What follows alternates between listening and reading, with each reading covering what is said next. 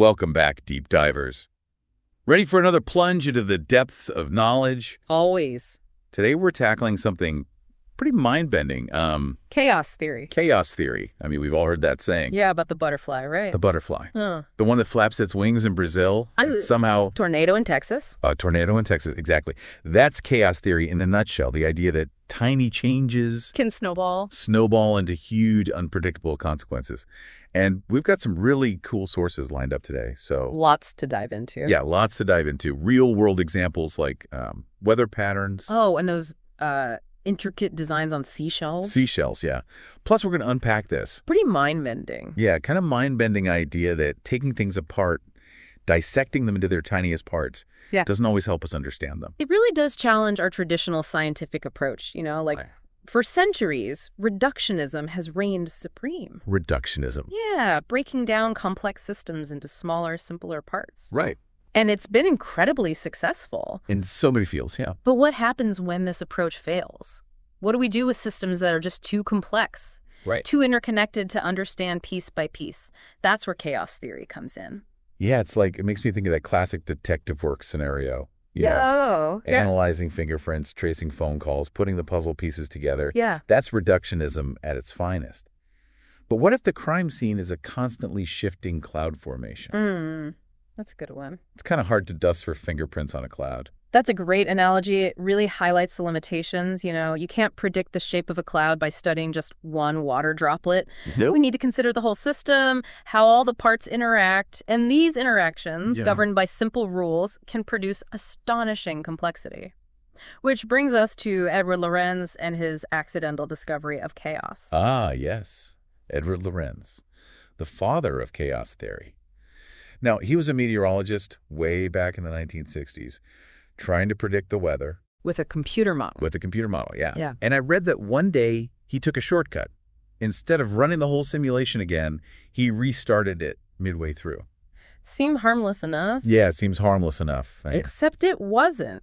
So one of the variables in his model was rounded off, just slightly, in the computer printout, from 0.506127 to 0.506. Lorenz plugged this rounded number back in, expecting a slightly different outcome. Just a minor variation. But what he got was a completely different weather forecast. Wait, so a tiny rounding error threw off the whole prediction? Exactly. And this wasn't a bug in the program. It was a fundamental feature of the system itself, what we call sensitive dependence on initial conditions. Oh, okay. And this discovery had huge implications, especially for things like weather forecasting. It means that even the slightest error in measuring the current state of the atmosphere can lead to wildly inaccurate predictions down the line. So a butterfly flaps its wings in Brazil. And potentially triggers a tornado in Texas. It's not just a whimsical metaphor. It highlights the inherent limits of prediction in these chaotic systems, where small initial changes can cascade into dramatic and unpredictable consequences. Okay, so far so good. But I'm a visual learner. How can we actually see chaos theory in action? I know we have some visuals in our source material. Cellular automata are a fantastic way to visualize this. Okay. Imagine a grid, like a sheet of graph paper. Each square or cell can be either black or white. The first row of the grid is your starting point, your initial condition.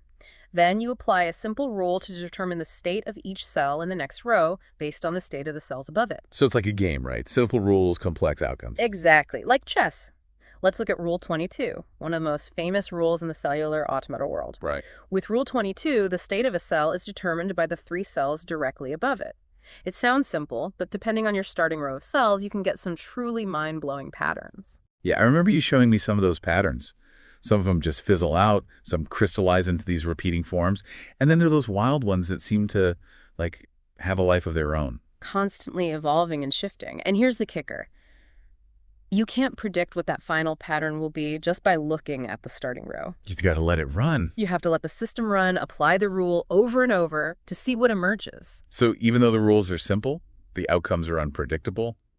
Makes you wonder if there are hidden patterns or if it's all just chaos. And what's even more intriguing is that if you're given a complex pattern generated by Rule 22, you can't reverse engineer it. Oh, really? There's no way to determine the original row of cells that created it. A single change in the starting row could mean the difference between a pattern going extinct or exploding into complexity. That's like saying you can't unscramble an egg. It's a one-way street. You can't go backward in time and figure out where it came from. And this inability to predict the outcome from the starting point, or the starting point from the outcome, is a hallmark of chaotic systems. So how does this play out in the real world? I mean, we talked about weather forecasting. What other examples are there? Well, look at this image of a seashell. The intricate patterns, the swirls and stripes, are a product of a chaotic system at work. In fact, scientists have created computer models that generate strikingly similar patterns. Oh, wow. Using simple rules, just like with cellular automata. So those beautiful, seemingly random designs are actually governed by underlying rules. Yeah. It's like nature is speaking a secret language of chaos. Precisely. And the implications of chaos theory go far beyond seashells. Yeah, I bet. It challenges how we think about prediction in fields like economics. Right. Where tiny changes in market conditions can lead to booms or busts, or even in social dynamics where seemingly insignificant events can spark large-scale movements. So it's not just about butterflies and tornadoes. Chaos theory is everywhere. It certainly is. It's a lens through which we can view the world, one that embraces complexity and challenges our assumptions about predictability and control. And now that we've laid the groundwork, I'm really curious to explore how chaos theory intersects with this idea of free will. Oh, good one. Does the unpredictability of chaotic systems mean we have more control than we think, or does it point to a deeper level of determinism? Ooh, that's a good question, and one we'll delve into right after a short break. Stay with us, deep divers, as we continue our exploration of the fascinating world of chaos theory. All right, so we've established that chaotic systems are inherently unpredictable. But does that mean everything is just random? I mean, if we can't predict the weather accurately or pinpoint what triggers a stock market crash, does that mean there's no point in even trying to understand these systems? Well, it's tempting to think that way, but chaos theory doesn't equate unpredictability with randomness. It's not like rolling dice where the outcome is purely a matter of chance. Chaotic systems still operate according to rules. It's just that the outcomes are incredibly sensitive to the starting conditions. Yeah. So it's more like a chain reaction, where even the tiniest nudge at the beginning can send things spiraling off in a completely different direction. But the chain reaction itself still follows a set of rules. Exactly. The problem isn't that there are no rules. It's that the rules lead to such complex and interconnected behavior that we can't practically track every variable with perfect accuracy. Right. Think about it. Even with today's advanced technology, we can't measure every single air current or predict the whims of every investor in the stock market. So it's not about a lack of order, but rather a level of complexity that surpasses our current ability to predict. Which brings us to a topic that's always intrigued me: free will. Does chaos theory lend any support to the idea that we have free will, or does it actually point in the opposite direction? Now that's a question that has sparked endless debate. It's easy to see why some people might interpret the unpredictability of chaotic systems as evidence for free will. If even simple systems can produce unexpected outcomes, then surely something as complex as the human brain must be capable of genuine choice. Yeah, I can see that line of reasoning. After all, if we can't even predict the weather accurately, how can we possibly predict every thought and decision a person will make? It would seem to suggest that there's more to our choices than just a predetermined set of causes and effects. The allure of that perspective is undeniable, but chaos theory doesn't necessarily provide a get-out-of-jail-free card for determinism. Okay. While it challenges our ability to predict it, doesn't automatically prove the existence of free will. Okay, so let's untangle this a bit. If chaos theory doesn't prove free will, does it somehow disprove it? Or does it just muddy the waters? Think of it this way. Even in a chaotic system, the outcomes are still a direct result of the initial conditions and the rules governing the system. Right. It's not like things are happening randomly out of thin air. So even if our brains are chaotic systems, as they likely are, our thoughts and actions are still ultimately determined by a complex web of factors: our genes, our past experiences, the current environment, and so on. Precisely. To say that something is unpredictable doesn't mean it's not caused by something else.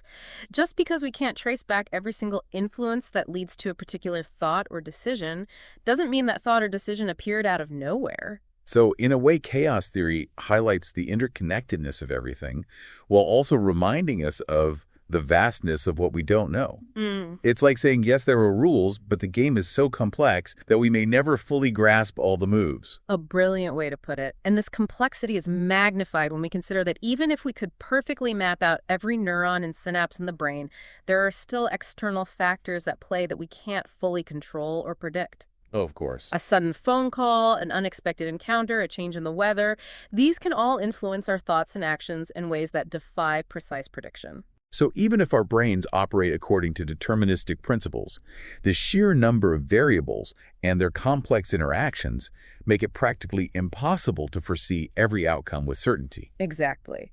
And this brings us to another point of contention in the free will debate. Some argue that if two different initial states of the brain could lead to the same decision, then the decision itself must be independent of any deterministic cause.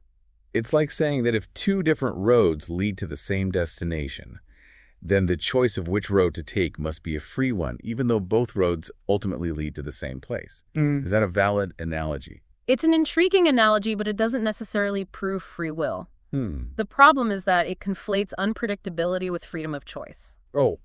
Just because we can't pinpoint the exact chain of events that led to a decision doesn't mean that decision wasn't caused by a chain of events. It seems like this boils down to the limitations of our knowledge, not necessarily a demonstration of free will. Right. We may never be able to fully trace back every factor that contributed to a particular choice, but that doesn't automatically mean that the choice was made in a vacuum, free from any prior influence.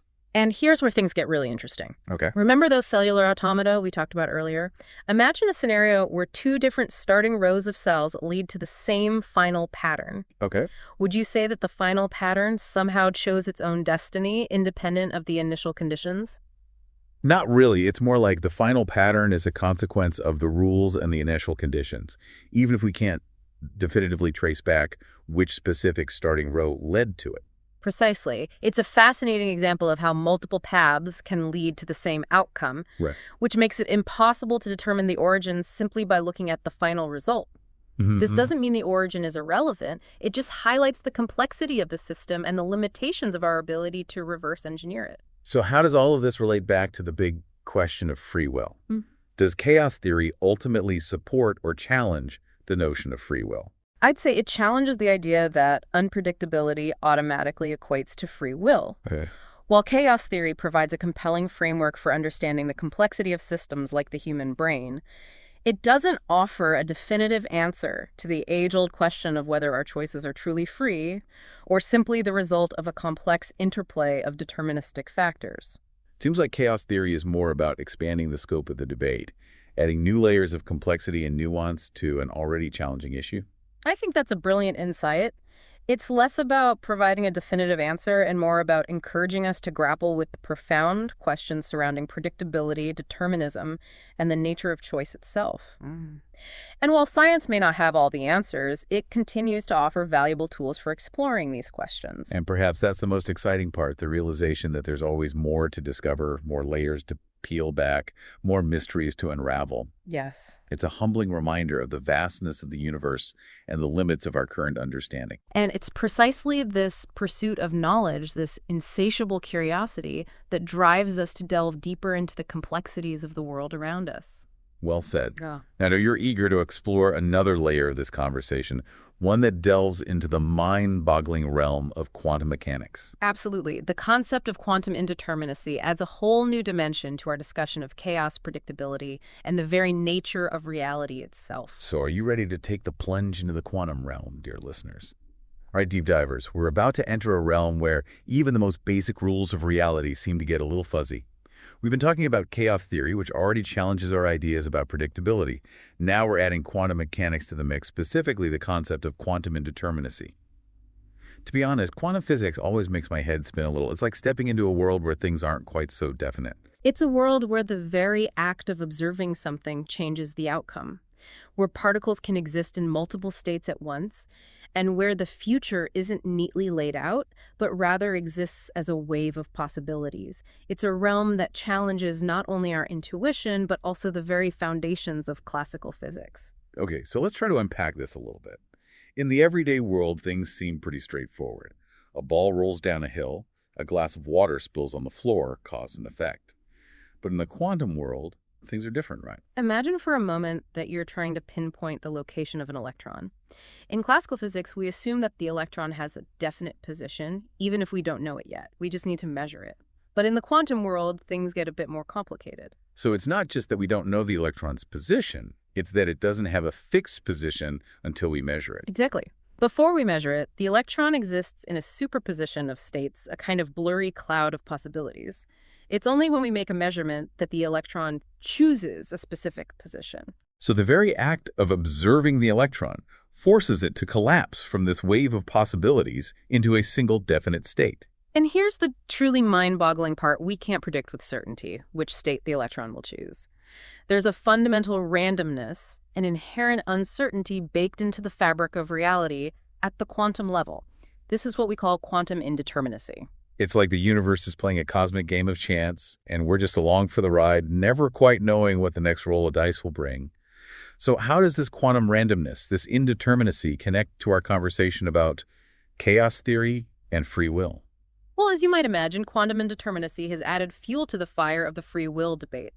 Some argue that if there's inherent randomness at the core of reality, then surely our choices can't be completely predetermined. Perhaps there's room for genuine spontaneity, a break from the chains of cause and effect. It's an alluring thought, isn't it? To imagine that our decisions aren't simply the inevitable outcome of a chain of events set in motion billions of years ago, but rather that we have the power to genuinely choose, to shape our own destiny. And there are some physicists who suggest that quantum events could, in principle, influence brain activity. Imagine a scenario where the firing of a neuron, a crucial step in the decision-making process, is swayed by a random quantum event. Suddenly, the deterministic picture of the brain starts to look a bit less certain. So instead of our thoughts and actions being dictated by a purely deterministic program, there's this element of quantum chance thrown into the mix, a wild card that could potentially disrupt the predetermined flow of events. That's the gist of it. But here's the catch. Even if quantum events do play a role in brain function, it doesn't necessarily mean that we have free will in the traditional sense. So it's not a clear-cut, we're free victory for the proponents of free will. Not quite. Remember, even if quantum events are influencing our choices, they're doing so randomly.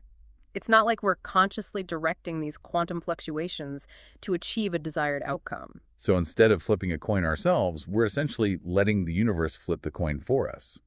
The outcome is still determined by the flip, even if we don't know which way it will land until it does. It's a subtle but important distinction. And it brings us back to a central theme we've been exploring throughout this deep dive: the difference between unpredictability and freedom. Just because something is random, unpredictable, or influenced by quantum events doesn't automatically make it a free choice. So while quantum indeterminacy adds another layer of complexity to the conversation, it doesn't necessarily settle the debate on free will. I think the real takeaway here is that both chaos theory and quantum mechanics challenge our assumptions about how the world works. They push us to confront the limits of our understanding and to grapple with the profound mysteries that still surround us. We might not have all the answers, but the journey of exploration, the constant questioning and seeking, that's what makes it all so worthwhile, right? Absolutely. The beauty of science lies not just in the answers it provides, but in the new questions it inspires. So what are some key takeaways we want our listeners to ponder as we wrap up this deep dive into chaos theory and quantum indeterminacy? I think it's important to remember that the world is far more intricate and interconnected than we often realize. Tiny changes can have ripple effects that extend far beyond our immediate perception. And while we may strive for certainty and predictability, embracing the inherent complexity and uncertainty of the universe can open up new possibilities for understanding and wonder. And perhaps even without a definitive answer to the question of free will, we can find a sense of agency in acknowledging the immense complexity of the systems we're a part of. Even if our choices are influenced by a myriad of factors beyond our conscious control, there's still something profound in the realization that we're active participants in this grand cosmic dance. Beautifully put. It seems our deep dive into chaos theory has opened up more questions than answers. And that's the beauty of it, isn't it? It's not about having all the answers. It's about the thrill of the chase, the constant exploration, the never-ending quest to unravel the mysteries of the universe. Exactly. And who knows what new insights and discoveries await us on our next deep dive. That's right. Until then, keep those minds curious and those questions flowing.